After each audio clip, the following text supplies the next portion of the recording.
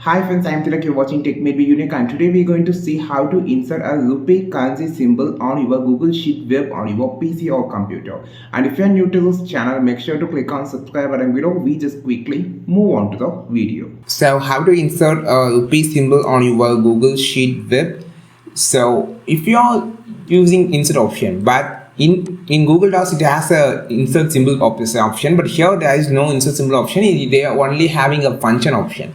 So you can use your keyboard shortcut here.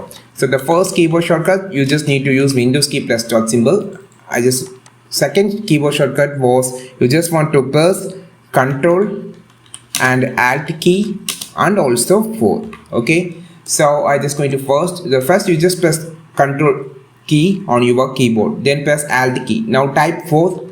You can insert the rupee symbol fastly like this. You just want to press Alt key.